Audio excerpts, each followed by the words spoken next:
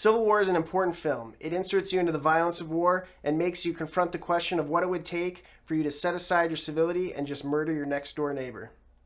I think people think they're a nice person and wouldn't commit violent acts upon others, but once you've got an aggressor standing on your front lawn, all that talk really is probably just going to go out the window and they're going to do what they think they have to do.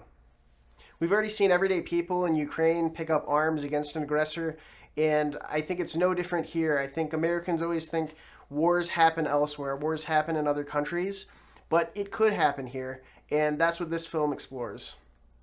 In a lot of ways, I think we use movies to process what's happening around us and evaluate the world and understand the world. And for me, I always like to use movies as a test of my thinking. What would I do in that particular situation? I'm always surprised by what people are capable of because at the end of the day, humans really commit the worst atrocities against themselves. And war photographers enter a war zone and they capture those images so that way we can think twice about what is happening and why it's happening and why we might want to avoid that. And I think this movie, of course, serves that same message, and it makes us wonder why we would do this to ourselves. To me, a war scenario means less freedom.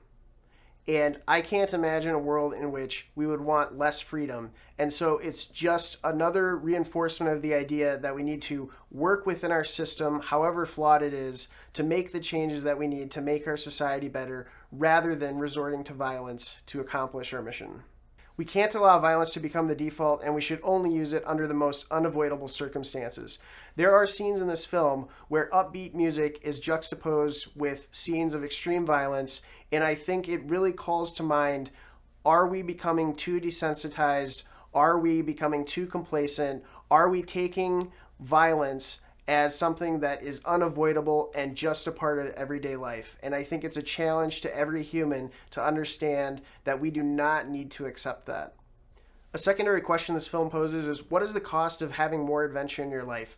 You've got a young photojournalist entering into a war zone, and what would be the cost of maybe sustaining a permanent disability or death? And is that really worth the extra adventure? Is that worth being in the service of others to try to capture these moments of extreme violence?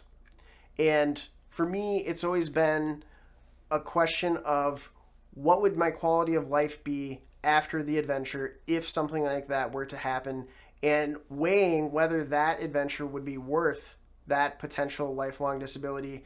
And in my case, I would always average it out to say probably the adventure is not going to be worth the potential cost, because I've seen what disabilities can do in real life, and it's not a way that I would want to live. And so I have a hard time challenging myself and doing maybe more exciting things or going on adventures, simply because I don't want to put myself in harm's way and sustain some kind of injury or disability or death to where I wouldn't be able to do anything else with my life, or it would be a very limited life. And I just typically don't feel like the pros would outweigh the cons in that situation. But I think there's a lot of young people out there who definitely want a more exciting life, and they may not be assessing all of the risks and consequences, and they may go out and sustain an injury, and now they have to live a life with a disability that really wouldn't have had to have happened.